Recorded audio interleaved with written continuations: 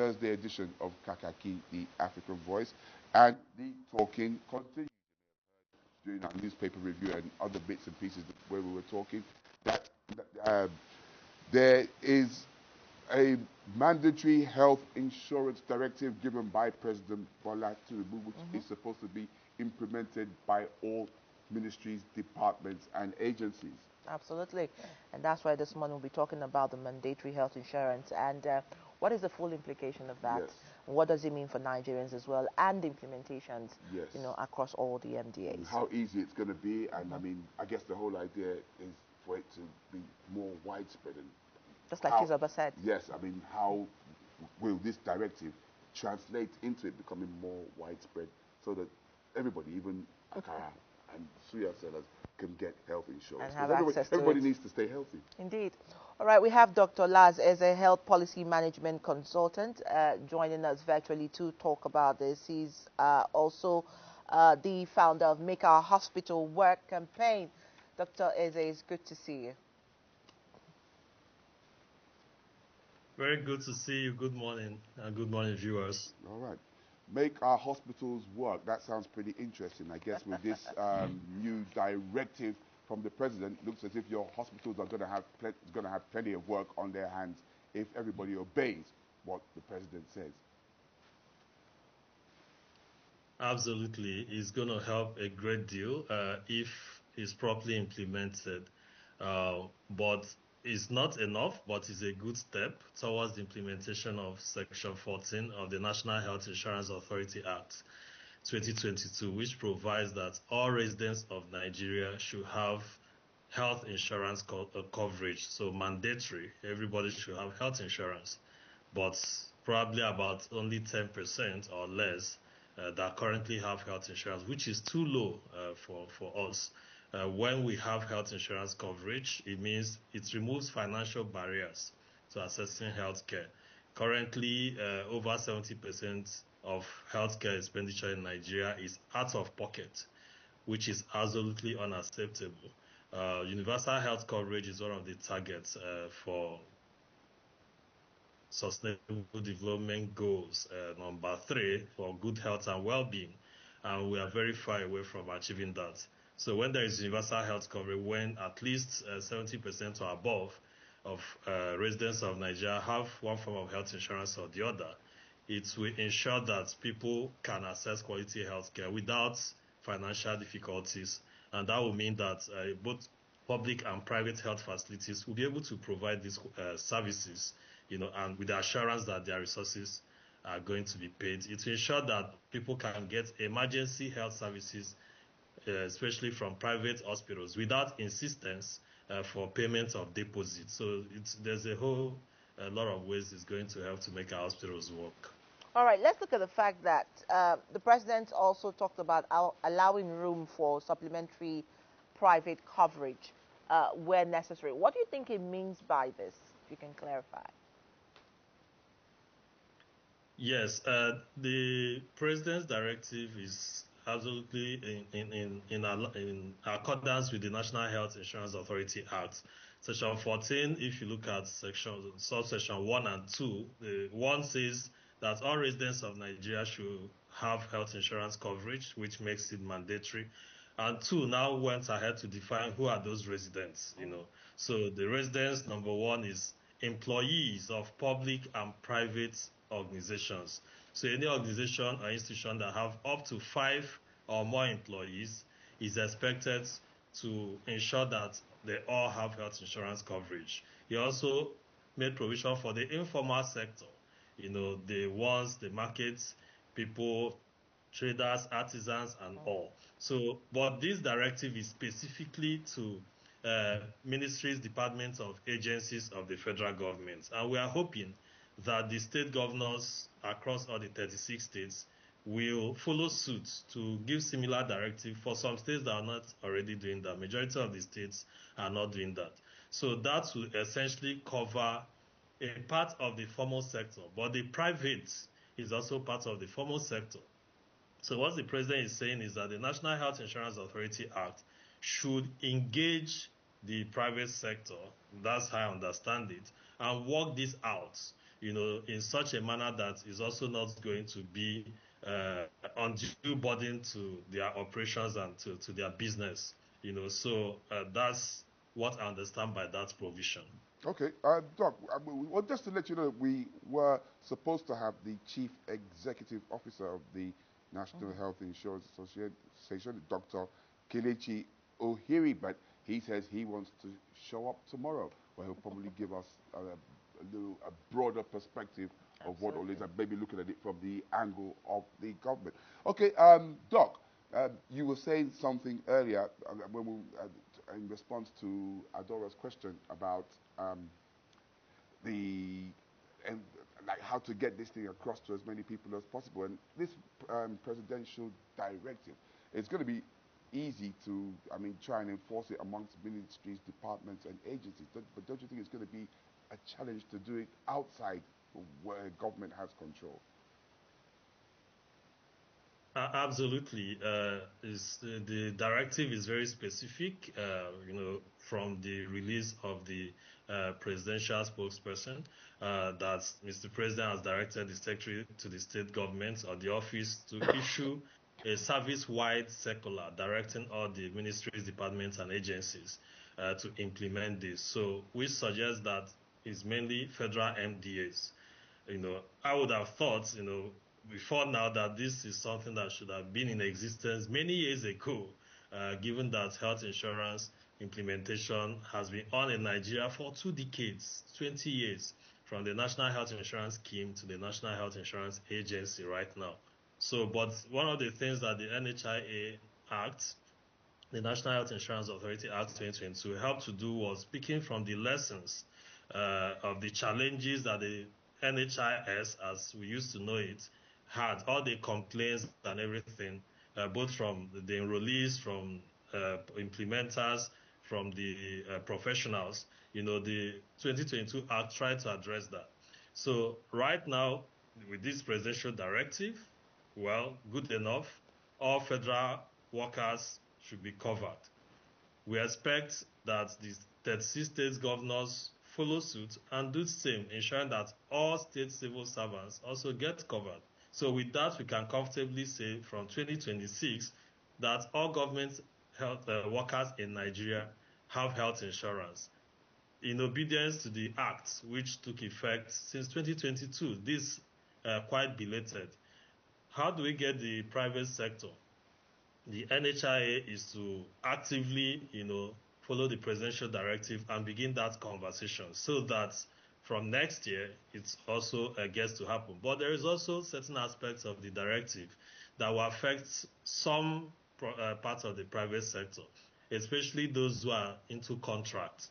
It has required that for every public procurement in Nigeria, all participants who are bidding for contract must submit health insurance certificates. You know that they usually ask for NSITF, PENCOM, tax clearance, and all of that. So now you require health insurance certificate, which is like a clearance that the organization is providing health insurance to its employees if they are up to 5 persons or more, before such company or organization can compete in any public procurement process. I think that is also good, even though majority of private companies don't participate in public procurement, but at least the ones the government could directly enforce, they've started that. But we need to go further because every institution, every private organization in the formal sector is registered by government. So what I expect is that we now have a roadmap to ensuring that all formal sector coverage in the private sector, we should have a definite date that, say, from January 2026 or from June 2026, following conversation of all relevant stakeholders, that every private organization with 5 or more employees should have health insurance coverage for their staff, whether it's provided by the state health insurance agencies or by any of the health management organizations. So that's the minimum I expect at this point. And movement, especially the state insurance agencies, should also begin to get more informal sector participation at the various states. I do not think that federal government we should be leading that from Abuja. So all the states have state health insurance agencies. So let them deep dive, get to the grassroots, work with the health committees at the various communities where they exist, and ensure that they also help in the formation of health committees, which is a requirement of the National Health Act 2014, by the way. So in terms of legislative framework, we have all the laws that have prepared good grounds for every Nigerian to have health insurance. So we just need to get serious, or more serious, towards the actualization. Okay, as a sign of seriousness, I've heard some people say, well, look, the directive has just come out. Perhaps there's probably a need for improved sensitization, Yes. and also a need for a structured introduction, because you mentioned some of the challenges that date as far back as the days of the NHIS, although you didn't enumerate some of these challenges in detail. But we do believe that a lot of people say that a lot of things were done in a hurry and were not well structured. I mean, what lessons do you think can be learned from the previous attempts to get universal health coverage in doing what government intends to do now? Yes, the NHIS experience was kind of interesting because it made the NHIS then both a regulator and a provider. So that's kind of a conflict where you are providing health insurance packages and you're also regulating health insurance in the country. So where there are gaps, you don't expect the NHIS to come and publicly accept that it's failing. The enrollees used to have a lot of complaints. When they go to hospitals, they say NHIS patients to be on one side, and they will attend to those who are paying out of pocket first before they attend to those on health insurance, because according to the hospitals, they were not getting their reimbursement on time. So when they provide those services, sometimes they spend months trying to get their money from the health insurance. So, but I believe those complaints are not much at the moment. The National Health Insurance Authority Act has tried to solve this through policy framework. And during the era of NHIS, most of the states don't have health insurance agencies. So right now, health insurance regulation has been decentralized. So the NHIA at the federal is now working with the various states to regulate and also play some parts. The Basic Healthcare Provision Fund, as provided by the Section 11 of the National Health Act 2014, also made some monies available. 50% of that fund goes into health insurance. So, and it's what facilitated the establishment of the state health insurance agencies, because they are the ones managing this fund at the state level. And through this fund, at least one ward, one political ward, one health facility or primary health facility per ward get these monies, presumably every month or every quarter, as it were, to solve some problems within the health facility. Even though there are still complaints around how that money is being managed, but the point is that a number of policy framework have been put in place. We need a stronger political will to activate them and make them realities. So now it's not so much of gaps in policy or lack of policies. It's now gap in implementation. And I'm actually happy that there's some kind of healthy competition coming among states, in terms of health insurance. We now have executive secretaries of health insurance agencies.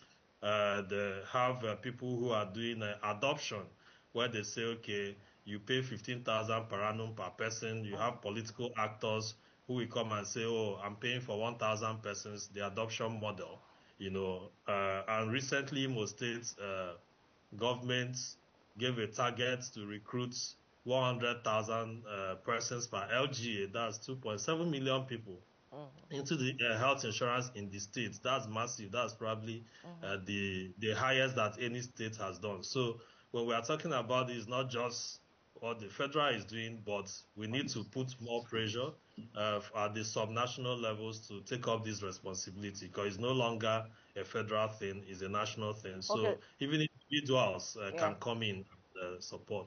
Okay, so let me just take it from here because I've heard about interventions in states, and the word would be how seamless because the president also mandated the NHIA to develop a digital platform for seamless verification and, of course, of the certificates to be able to ensure transparency and accountability.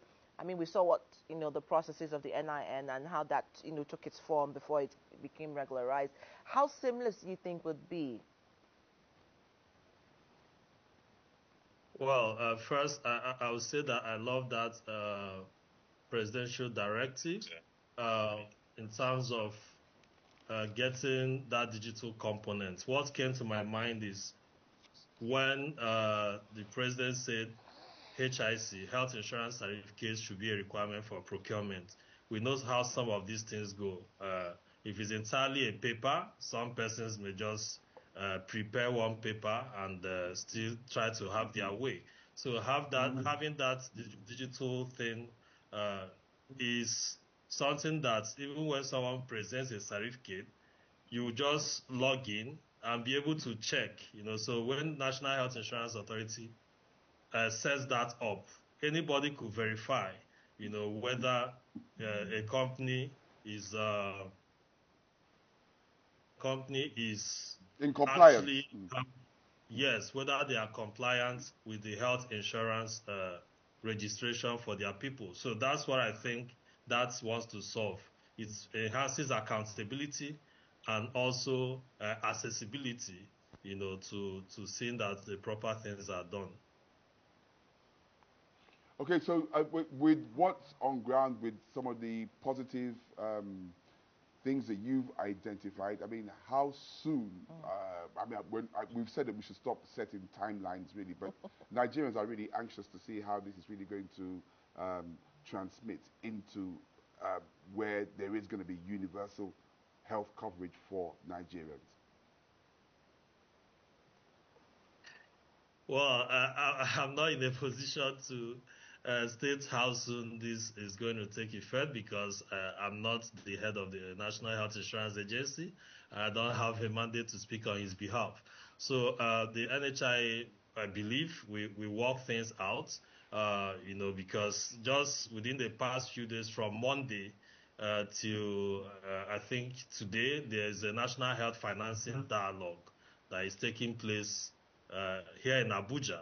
And I believe this presidential directive was in the spirit of that dialogue that brought various stakeholders to have conversation on this. My hope is that it takes effect immediately, or as quickly as possible, because one thing I know is when there is political will in this country, anything could happen. Just as we could see with subsidies gone statement, and it took effect immediately, and everybody adjusted. And I wish we could have health insurance for all directive, both by the president and the governors, and say within 6 months let this happen. And with such strong will, it could happen within 6 months.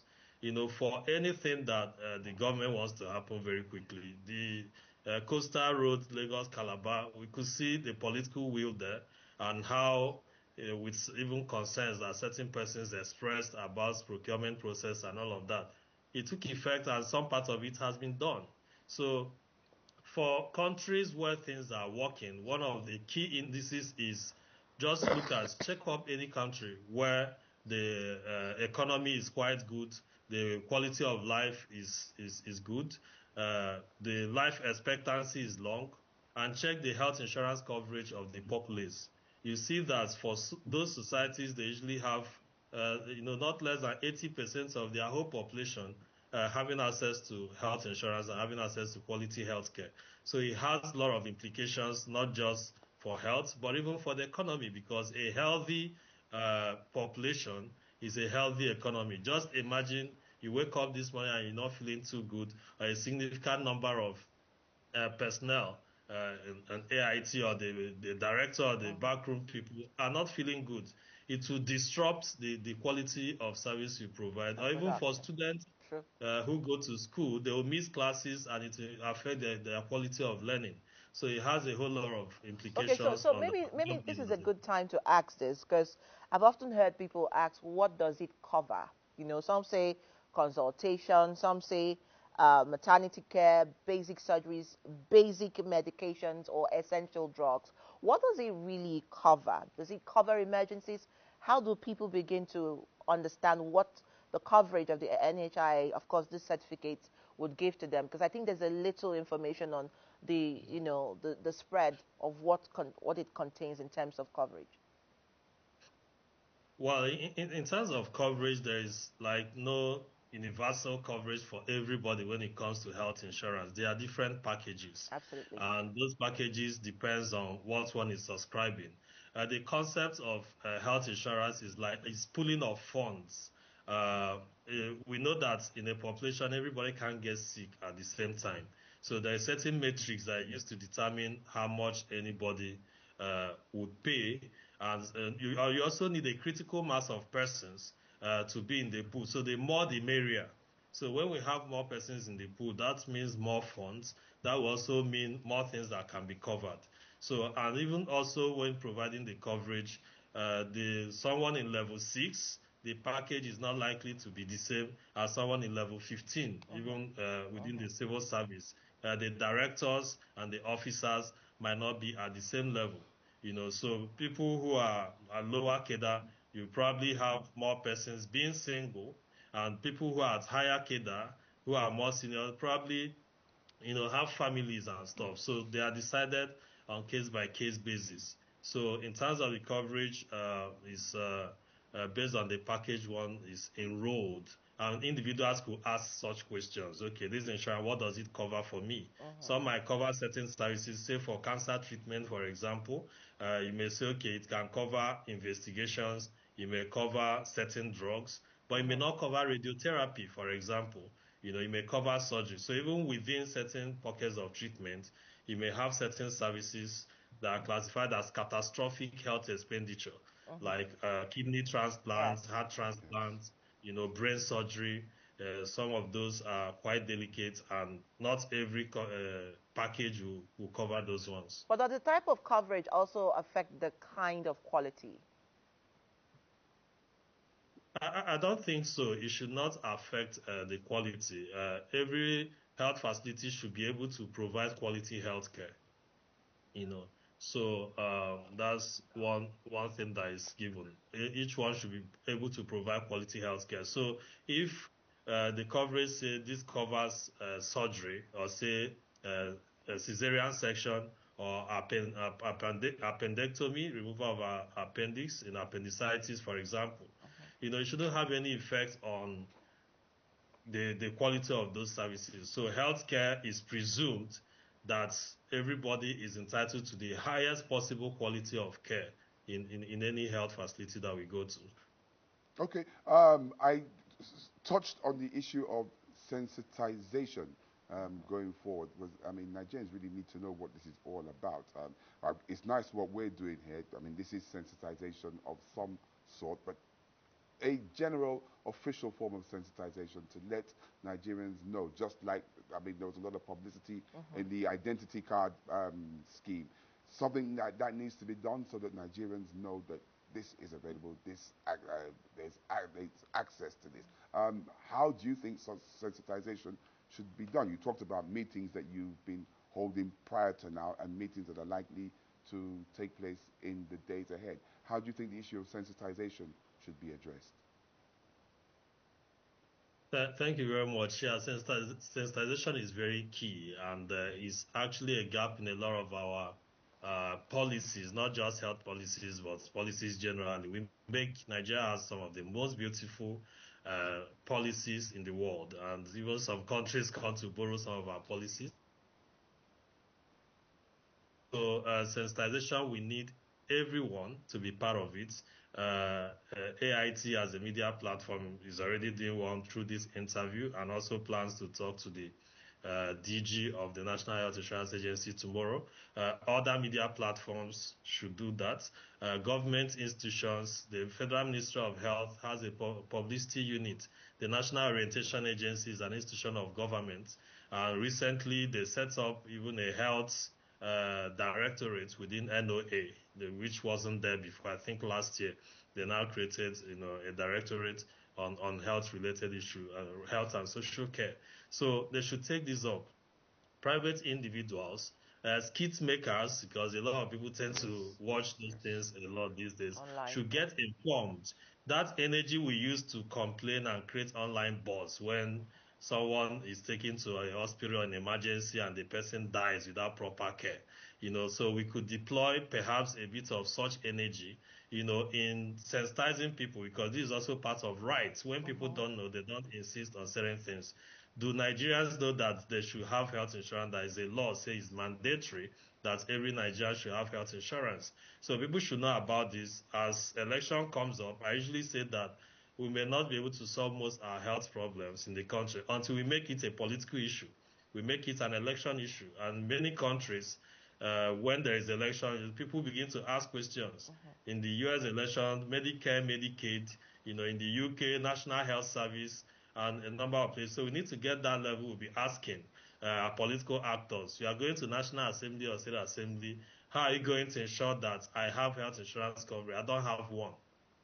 The National Health Insurance Authority Act also created in Section 25 Vulnerable Group Fund, realizing that it's not everybody that makes enough money to buy health insurance. There are people who are extremely poor, over 130 million of them, according to national MBS reports. There are people who are jobless. There are people who are earning too low. There are children who can't fend for themselves. There are elderly people. There are persons living with various forms of disability, who cannot make money. So this Vulnerable Persons Fund, Basic Healthcare Provision Fund, is already taking care of a part of it, but there is also provision for certain taxes. There are provisions for contributions and all. So have we set this up?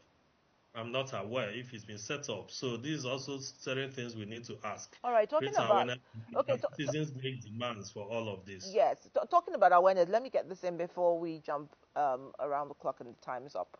I've heard all the things that you said, quite insightful. But then again, we also know that in terms of accessibility and numbers of Nigerians on the insurance scheme, I think about 19 out of 100 by NOI polls about last year said only 19 out of 100 of Nigerians, are actually do have any, health insurance certificate. And about 2018, we saw at least Nigeria ranking third highest in the world of countries who have Nigerians spend out of pocket for hospital expenditure.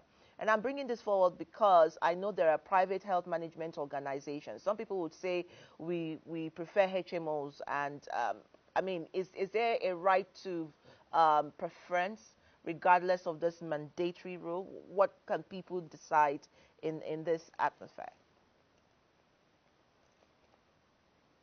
Yes, to some extent, individuals can make that choice. You and I can make that choice. Or if we have organizations, we can decide to, have HMO, which mostly private sector organizations deal with health management organizations. But governments, naturally, you expect that, governments will have to do with the government agencies. The states health insurance agencies will naturally cover the state civil servants. And if they deem it fit, like in this presidential directive that said where necessary, some MDAs, in addition to what the National Health Insurance Agency might be providing, may also engage the services of private health insurance providers. So those could be certain exceptions, which I believe the NHIA we work out those details. At the state level, it will also be worked out. But the state health insurance agencies, I know they have certain packages where individuals could pay some 12,000, 15,000, as the case may be, per person to cover some basic primary health care services for citizens. Okay, so, Doc. are driving that, and they might be doing that with some private providers as well. All right, Doc, that's nice to know. It's been nice having you. I mean, it definitely looks like a man on top of his game. Dr. Laz Eze. Dr. Laz Eze is a health policy management consultant and the founder of Make Our Hospitals Work Campaign. Doc, once again, it's been great talking to you, and we look forward to having you again at some future date. And let's let people know that we are expecting on the Friday edition the Chief Executive Officer of the National Health Insurance Authority, Dr. Kelechi Ohiri. Fingers crossed, we'll have him tomorrow to shed the authority's light on all that. Right. All right. State of human rights. State of